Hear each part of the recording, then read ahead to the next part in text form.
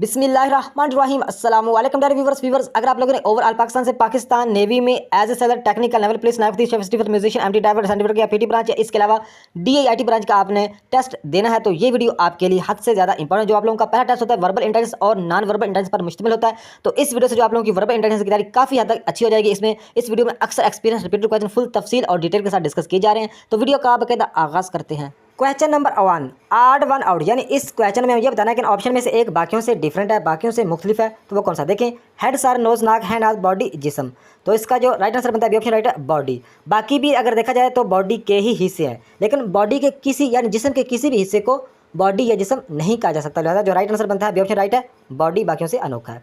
तो next question है word sad arranging alphabetically will be, यानी इस क्वेश्चन में ये बताना है कि जो वर्ड सैड दिया इसका जो अल्फाबेटिकली फर्स्ट लेटर कौन सा आएगा, एस ए डी या आई, तो इसका जो राइट आंसर बनता है ऑप्शन राइट है डी।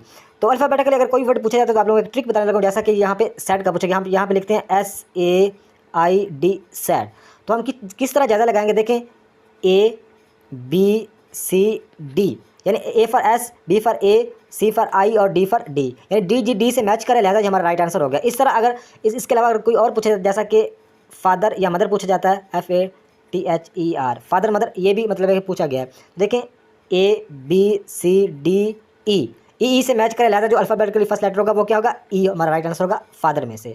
उम्मीद है कि अल्फाबेटिकली का आप लोगों को समझ आई होगी। तो सेट का क्या बनता है, सी ऑप्शन राइट है, DS का राइट आंसर बनता है। तो नेक्स्ट क्वेश्चन है 831 = 25 एज 731 = यानी इस क्वेश्चन में ये बताना है कि 831 से तो 25 बना है, तो 731 से क्या बनेगा, 25 बनेगा, 83 बनेगा, 22 बनेगा या 31 बनेगा। तो देखें, 831 से 25 किस तरह बना, वो इस तरह बना है। देखें, 8 को अगर 3 से ज़रब करें तो 24 बनता है, और ये एक इसमें अगर जमा कर दिया जाए तो कितना बन जाएगा, 25 बन जाएगा। तो इस तरह उन्होंने 25 बना दिया। तो आगे देखें, 731 से भी इस तरह हम इसी ट्रिक को हम फॉलो करेंगे। देखें, 7 या 21, यहाँ पे 21 ले लेते हैं और इसमें एक जमा करेंगे, कितना हो जाएगा, 22 हो जाएगा। तो 22 हमारा 22 हमारा राइट आंसर हो जाएगा, जो कि सी ऑप्शन पे हमें मिल रहा है, ये हमारा राइट आंसर है। तो नेक्स्ट क्वेश्चन है 1/3 ऑफ 1/2 इज़, यानी जो वन हाफ का 1/3 कितना है, 2/3, 1/3, 1/8 या 1/6। तो देखिए, इस तरह का अगर कोई भी क्वेश्चन आता है आप इस तरह हल करेंगे 1/3, तो यहाँ पे हम लिखेंगे 1/3, बताना है हमें 1/2 का, तो आगे लिखेंगे 1/2, यानी 1/2 एक का जो आधा होता है 1/2। तो एक को 1 से ज़रब करेंगे तो 1 आ जाएगा, और 3 को 2 से ज़रब करेंगे 3 दूना 6 आ जाएगा। तो लिहाजा हमारा जो राइट आंसर बनेगा 1/6, जो कि हमें सी ऑप्शन में मिल रहा है, यही हमारा राइट आंसर, यानी 1/2 का 1/3 कितना है, 1/6। तो नेक्स्ट क्वेश्चन है which one is different from the rest, यानी इस क्वेश्चन में ये बताने का ऑप्शन में से एक बाकियों से डिफरेंट है, बाकियों से मुख्तलिफ है, तो वो कौन सा। देखें, साल्ट नमक, मिलन खरबूजा, पीनट मूंगफली और नट, ये मतलब है कि गिरीदार मेवा होता है जिसमें बादाम अखरोट या इसमें बादाम अखरोट पिस्ता वगैरह आ जाते हैं। तो उम्मीद है कि आप लोगों को समझ आ गई होगी इसमें बाकियों से डिफरेंट कौन सा है। तो इसका राइट आंसर बनता है ऑप्शन राइट है साल्ट। साल्ट नमक जो है ये मतलब एक बाकी से डिफरेंट है, बाकी एक ही मतलब मेवा जात की कैटेगरीज में आते हैं, या ये कह लो कि स्वीट यानी मीठा, मतलब है कि मीठा की कैटेगरी में आती है, बाकी सारे मीठे हैं, लेकिन ये जो साल्ट है ये डिफरेंट है। तो इसका जो राइट आंसर बनता है साल्ट। उम्मीद है कि आप लोगों को इस क्वेश्चन की समझ आई होगी। तो नेक्स्ट क्वेश्चन है water is to pump as blood is to vein heart artery या फ्लो। देखें, जो उन्होंने बताया हुआ है कि वाटर का जो तलक है पंप के साथ, तो ब्लड का तलक किसके साथ हो सकता है। देखें, जो पिछला तलक है इसके हिसाब से हमें आगे का अगले का जवाब बताना होता है। देखें, वाटर निकलता है पंप, यानी पंप के ज़रिए पानी निकलता है, ये कह लो पंप के ज़रिए पानी निकलता है। तो ब्लड मतलब एक का तलक किसके साथ हो सकता है, तो ब्लड का तलक होगा, ऑप्शन राइट है हेड यानी दिल, क्योंकि जो ब्लड है वो दिल से ही मतलब है कि निकलता है, दिल से ही फ्लो करता है, बाकी सारी वीन्स आर्टरी बाकी सारी मतलब है कि जाता है। तो उम्मीद है कि आप लोगों को समझ आई होगी कि जो ब्लड का तलक है वो हेड, यानी जो दिल है ये पूरे जिस्म में खून को सप्लाई करता है। तो उम्मीद है कि इस क्वेश्चन की आप लोगों को समझ आई होगी। तो नेक्स्ट क्वेश्चन है which one is different from the rest, यानी इस क्वेश्चन में ये बताना है कि इन ऑप्शन में से एक बाकियों से डिफरेंट है, बाकियों से मुख्तलिफ। देखें, स्लीव और वेस्ट और बटन, ये देखें ये एक ही कैटेगरी है, यानी जो स्लीव होती है आस्तीन वगैरह जो मतलब पहनते हैं हम, वेस्ट का मतलब यही होता है ये पजामा वगैरह, और बटन का जो मतलब पजामे या जो भी कमीज़ होती है उस पर बटन वगैरह लगाए जाते हैं। तो डी ऑप्शन हमारा राइट हो जाएगा, क्योंकि डी ऑप्शन पे लिखा मटन, जो छोटा गोश्त होता है उसका मटन कहते हैं। तो लिहाजा ये बाकी सारी एक ही कैटेगरीज के हैं, लेकिन जो मटन है ये बाकियों से डिफरेंट है, बाकियों से मुख्तलिफ है। तो यही हमारा राइट आंसर होगा, D option is right. Next question है which one is different from the rest, इसमें भी हमें यह बताना है कि एक बाकियों से डिफरेंट है, बाकियों से मुख्तलिफ। देखें, गोल्ड सोना सिल्वर चांदी आयरन और अमोनिया। देखें ये बाकी ये तीनों ही एक ही कैटेगरी, यानी ये तीनों ही धात की कैटेगरीज में आते हैं, लेकिन जो अमोनिया है ये गैस की कैटेगरी में आता है। तो लिहाजा जो हमारा राइट आंसर हो जाएगा डी ऑप्शन राइट है, अमोनिया। नेक्स्ट क्वेश्चन है what will come next in the following series. तो ये सीरीज का क्वेश्चन है जेड बी वाई डी, आगे कौन सा आएगा, वाई एफ एक्स या ई। तो देखें ये सीरीज का क्वेश्चन, इसको हल करते हैं। तो जेड बी वाई डी, आगे कौन सा आएगा। तो जेड अल्फ़ाबेटिकली एंड से आया और बी अल्फ़ाबेटिकली शुरू से आया, लेकिन यह है कि एक छोड़ के, यानी एक छोड़ के बी आ गया। आगे वाई फिर एंड से लिया गया, जेड के पीछे वाई होता है, कोई मतलब एक तरह इसमें नहीं मतलब कि कोई छोड़ा नहीं गया। आगे देखिए डी शुरू से आया, अल्फ़ाबेटिकली शुरू से आया, लेकिन क्या हुआ, ए को छोड़कर बी आया था तो सी को छोड़कर डी आ गया। यानी ऊपर से अल्फ़ाबेटिकली एक छोड़ा जा रहा है एक लेटर, लेकिन नीचे से बिल्कुल सेम ही आ रहे हैं, यानी जेड के पीछे उन्होंने वाई कर दिया। तो उम्मीद है कि आप लोगों को इस क्वेश्चन की समझ पहले ही आ चुकी होगी। जेड के पीछे वाई और वाई के पीछे क्या है, वाई के पीछे एक्स, क्योंकि एक्स वाई जेड। तो दूसरे के सीरीज को देखें तो बी डी, आगे इसका क्या आना चाहिए, A B C D E F. तो यहाँ पे एफ आना चाहिए, जो कि नहीं पूछा गया। तो उम्मीद है कि इस क्वेश्चन की आप लोगों को समझ आई होगी। इसका राइट आंसर ऑप्शन राइट है, एक्स इसमें आ जाएगा। Next question what will come next in the following series. तो ये सीरीज का क्वेश्चन है 1 2 4 7 11 16, आगे कौन सा जवाब है, नीचे ऑप्शन में से हमें बताना। देखें सीरीज का अगर कोई भी क्वेश्चन तो आप इसमें देखना होता है कि इसमें फ़र्क कितना है, तो तभी हमें पता चल जाता है कि इसमें क्या हो रहा है। तो 1 और 2 में फ़र्क देखें तो 1 का फ़र्क है, 2 और 4 में कितना फ़र्क है, 2 का फ़र्क है, 4 और 7 में 3 का, 7 और 11 में 4 का फर्क है, 11 और 16 में 5 का फर्क है। यानी इसमें क्या हो रहा है, तरतीब से 1 2 3 4 जमा हो रहे हैं, पहले 1 जमा हो, फिर 2 फिर 3 फिर 4 फिर 5। तो आगे हमें पता चल गया कि 16 में 6 ही जमा होना है। तो 16 में 6 को जमा करेंगे, जवाब कितना आएगा, 22 आएगा। तो 22 हमारा राइट आंसर हो जाएगा, सी ऑप्शन राइट है, 22 इज राइट आंसर। तो नेक्स्ट क्वेश्चन है a train is travelling at speed of 240 kilometre per hour, how many minutes will it take to travel 48 kilometre. यानी इस क्वेश्चन में ये पूछा जा रहा है कि एक जो ट्रेन है उसकी जो स्पीड है पर आवर, यानी 1 घंटे में 240 किलोमीटर पर आवर उसकी स्पीड है, यानी 1 घंटे में 240 किलोमीटर। तो हमें इस क्वेश्चन में ये बताना है कि 48 किलोमीटर में वो मतलब 48 किलोमीटर का फासला वो कितने मिनटों में करेगी। हमें मिनट बताने हैं कि 48 किलोमीटर का फासला करना हो तो कितने मिनट लगेंगे। तो नीचे ऑप्शन में दिया हुआ है 22, 15, 12 या 25। तो देखिए इस तरह का अगर कोई भी क्वेश्चन आता है तो आप इस तरह हल करेंगे कि 1 घंटे में उसकी स्पीड कितनी है, 240। तो 1 घंटे में मिनट कितने होते हैं आप लोगों को पता होगा, तो यहाँ पे लिखते हैं 240। तो 240 को 1 घंटे में मिनट कितने होते हैं, 60 मिनट होते हैं। 60 के साथ तकसीम कर देंगे, सिंपल, और कुछ भी नहीं करना, 0 0 के साथ कट जाएगा। 6 एकम 6, 6 चौका 24, यानी 4 मतलब है कि इसका जवाब आया। यानी 1 मिनट में मतलब है को कितना फासला करती है, 4 किलोमीटर का, 1 मिनट में 4 किलोमीटर का वो फासला करती है। तो आगे हमें बताना है कि 48 किलोमीटर का फासला कितने मिनटों में करेगी। तो यहाँ पे हम क्या करेंगे, हम 4 जो हमारा जवाब आया था उसको हम 48 के साथ फिर तकसीम कर देंगे।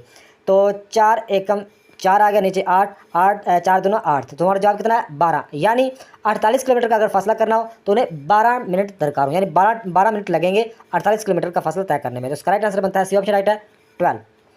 तो नेक्स्ट क्वेश्चन है 5 years ago Khalid was 10 years older than Ali, what is difference between their edges at present. यानी इस क्वेश्चन में ये कह रहे हैं कि 5 साल पहले खालिद 10 साल बड़ा था अली से। 5 साल पहले की बात कर रहे हैं कि खालिद 10 साल बड़ा था अली से। तो आगे कह रहे हैं कि इस क्वेश्चन में आप ये बताओ कि what is difference between their edges at present, यानी आप मौजूदा अभी मौजूदा बताओ कि उनकी एजेस में मतलब उनकी उम्रों में कितना डिफरेंस है, 10 साल का, 12 साल का, 15 साल का या 5 साल का। तो देखें आज से पहले 5 साल पहले की उनमें उनकी एजेस के 10 साल का फ़र्क था। तो इसकी एग्जांपल ये है कि अगर मिसाल के तौर पर मेरी उम्र है 26 साल, तो मेरा एक छोटा भाई है उसकी उम्र है 23 साल, तो हमारी एजेस में एक फ़र्क कितना है, 3 साल का फ़र्क है। अच्छा कल मेरी उम्र हो जाती है 40 साल, तो मेरे भाई की होगी कितनी होगी, 37 साल, वही 3 साल का ही फ़र्क रहेगा। तो लिहाजा 5 साल पहले अगर 10 साल बड़ा था तो आज भी 10 साल ही बड़ा होगा। तो इसका राइट आंसर बनता है ऑप्शन 10 ईयर। तो नेक्स्ट क्वेश्चन है if the speed and aircraft is 300 kilometre per our, 300 kilometre per hour, how much distance will it cover 15 minute. इस क्वेश्चन में हम ये बताना है कि जो एक एयरक्राफ्ट है उसकी जो स्पीड है 300 किलोमीटर पर आवर, यानी 1 घंटे में 300 किलोमीटर पर आवर उसकी स्पीड है। तो आगे हमें इस क्वेश्चन में ये बताना है कि 15 मिनट में वो कितना फासला करेगा। इससे जो पहला क्वेश्चन है उसमें हमें किलोमीटर दिए हुए थे कि 48 किलोमीटर में कितने टाइम लगेगा। यहाँ पे उन्होंने टाइम पूछ लिया है और फासला हमें बताना है, इसमें आपने फ़र्क देखना है। तो देखें पहला तो तरीका हम सेम ही करेंगे, 300 किलोमीटर पर आवर है, तो पर आवर में आप लोगों को पता है कि एक आवर में कितना होता है, 60 मिनट होते हैं। तो हम 60 के साथ पहले तो तकसीम ही करेंगे, ये 0 के साथ कट जाएगा, 6 कम 6, 6 5 30, इसका जवाब कितना है 5, यानी 1 मिनट में 5 किलोमीटर का फासला करता है। आगे 1 मिनट में कितना करता है, 5 किलोमीटर। तो आगे 15 मिनट का बताना है, तो सिंपल कुछ भी नहीं करना, 15 को हम उसी 5 के साथ ज़रब कर देंगे। 5 को 5 ज़रब करें 5 2 असल 5 को 5 2 7, इसका 75 इसका जवाब आ गया। तो इसका right answer D option right है 75। उम्मीद है इस क्वेश्चन की आप लोगों को समझ आई होगी और पिछले क्वेश्चन की भी आप लोगों को समझ आई होगी। तो नेक्स्ट क्वेश्चन है रीअरेंज द वर्ड TUTION, सिर्फ यह मतलब है कि लिखा हुआ है। तो ये इसको रीअरेंज का मतलब ये होता है कि इससे एक मतलब है कि जो वर्ड बनता है नीचे ऑप्शन में दिया हुआ है, कम्युनिकेशन बनता है, कॉन्स्टिट्यूशन बनता है, या टेक्नीशियन बनता है, या ये बनता है। तो ये आप मुझे कमेंट में बताइएगा कि इसको अगर इससे मतलब एक इन ऑप्शन में से कौन सा बनता है। लाजमी आप कमेंट में बताइएगा ताकि आप लोगों की प्रैक्टिस हो जाए।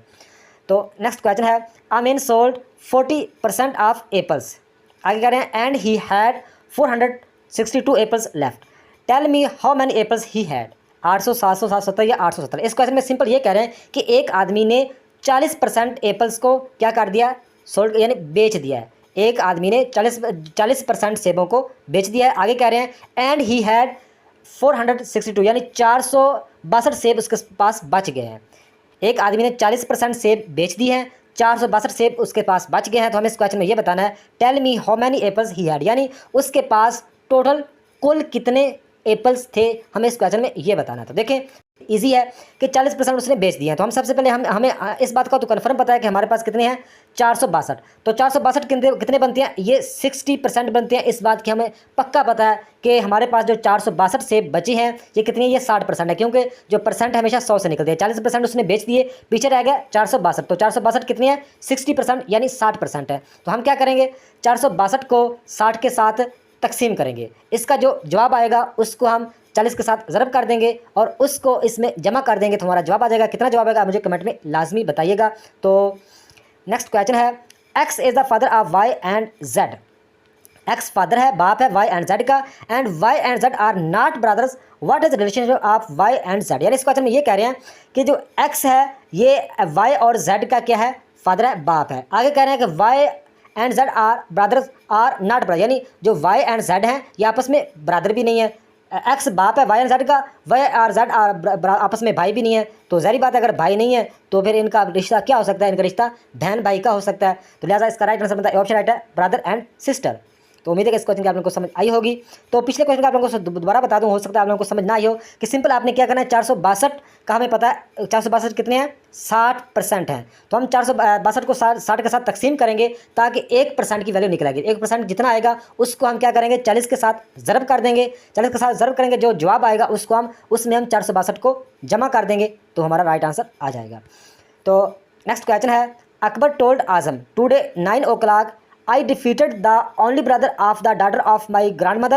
How did Akbar defeat? Brother, son, father या कज़न। देखें बहुत ही ईजी क्वेश्चन है कि इस क्वेश्चन में ये कह रहे हैं कि अकबर ने आज़म को बताया, क्या बताया कि टुडे 9 o'clock यानी आज 9 बजे आई डिफीटेड मुझे शिकस्त हुई only brother of the daughter of my grand mother, यानी जो मेरी मतलब है कि दादी की बेटी का ओनली ब्रदर यानी ओनली भाई है उससे आज मुझे 9 बजे शिकस्त हुई। तो हमें बताना है कि जो अकबर को किससे शिकस्त हुई। सिंपल है कि अगर वो कह रहे हैं कि जो मेरी दादी की बेटी का जो अकेला भाई यानी मेरी दादी की बेटी का अकेला भाई, ये जो मेरी दादी की बेटी का अकेला भाई है तो वो आपको रिश्ते की समझ आ गई होगी। तो वो उसका क्या लगता है, उसका बाप ही लगता है, क्योंकि जो उसकी दादी है उसकी दादी की जो बेटी है उसका भाई उसका क्या लगता है, बाप ही लगेगा। तो लिहाजा उसको अकबर को किससे शिकस्त हुई, अपने बाप से शिकस्त हुई। तो इसका जो राइट आंसर बनता है सी ऑप्शन राइट है फादर। तो इस क्वेश्चन अगर आप लोगों को समझ ना ही हो तो कमेंट बॉक्स में बताइएगा, नेक्स्ट वीडियोज़ में इस क्वेश्चन को कवर कर दूँगा इंशाल्लाह।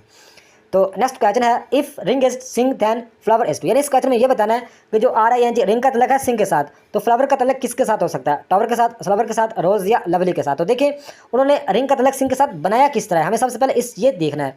तो रिंग का तलक उन्होंने इस तरह बनाया कि R शुरू में बाकी ING, तो यहाँ पे उन्होंने S ले लिया और बाकी ING, यानी उसमें उन्होंने तरतीब क्या किया कि शुरू में R और S को सिर्फ चेंज किया, बाकी सेम ही रह गए। इसी तरह हम आगे बताएंगे FLOWA फ्लावर। तो इसमें क्या होगा, शुरू में मतलब है कि जो है शुरू वाला चेंज होगा, जो लेटर है बाकी सारे चेंज नहीं होंगे। LOWER ये सेम ही रहेगा। तो देखिए टावर ये तो हो नहीं सकता, ये तो गलत लग रहा है। रोज़, तो फ्लावर का मतलब हमें नहीं बताना, फ्लावर का मतलब रोज़, फ्लावर रोज़ मतलब एक ही चीज़ है, लिहाजा हमें मतलब नहीं बताना। तो लवली प्यारा, फ्लावर प्यारा खूबसूरत होता है, लेकिन हमें ये भी नहीं बताना, हमें इस जो पिछले कंसेप्ट है उसके हिसाब से आगे जवाब देना है। तो लिहाजा मुझे हमारा राइट आंसर बनता है बी ऑप्शन बनता है, क्योंकि देखिए F को सिर्फ चेंज करना, तो F को या S को मतलब है कि S के साथ चेंज कर दिया तो बाकी ये LOWER सेम ही बनेगा। ये इसमें नहीं आएगा। तो उम्मीद है कि इस क्वेश्चन की आप लोगों को समझ आएगी। इसका जवाब आता है B slow. Next question, heavy is to light as rough is to soft car smooth या वुड। तो इस क्वेश्चन में ये बताना है कि जो हैवी का तल्लक है लाइट के साथ, तो रफ का तल्लक किसके साथ होगा। तो हैवी का मतलब होता है वजनी भारी चीज़ और लाइट का मतलब हल्की चीज़, यानी आपस में ये उल्ट है, ऑपोजिट है। तो आगे भी हमें ऑपोजिट ही बताना होगा।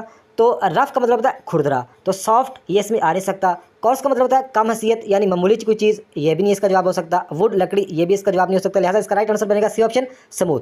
स्मूथ का मतलब होता है हमवार बराबर, तो रफ का मतलब खुरदरा और स्मूथ का मतलब बराबर, ये आपस में ऑपोजिट है। तो यही हमारा राइट आंसर हो जाएगा स्मूथ।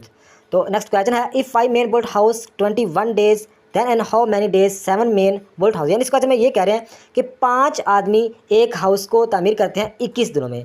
तो आगे कह रहे हैं and then in how many days 7 men build house, यानी कितने दिनों में 7 आदमी उसी हाउस को तामीर करेंगे, 5, 7, 17 या 15। तो देखिए इस तरह का अगर कोई भी क्वेश्चन आता है आप सेम इस तरह हल करेंगे कि 5 और मतलब जो ऊपर रकमें लिखी हुई हैं आप ऊपर क्या करेंगे 5 ज़रा 21 कर देंगे और तकसीम कर देंगे नीचे वाली रकम यानी 7 के साथ। तो 7 एकम 7, 7 तिया 21, 5 तिया 15।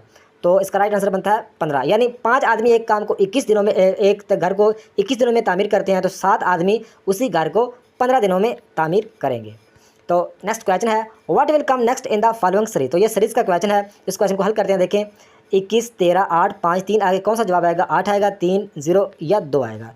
तो देखें ये क्वेश्चन इस तरह है कि 21 में अगर 8 को माइनस किया जाए, 21 में अगर 8 को निकाला जाए तो जवाब कितना आता है, ये 13 जवाब आएगा। आगे देखें इसमें 13 में से अगर इस 5 को निकाला जाए तो ये जवाब 8 आता है। आगे देखें 8 में से अगर इस 3 को निकाला जाए तो जवाब कितना आता है, 5 आता है।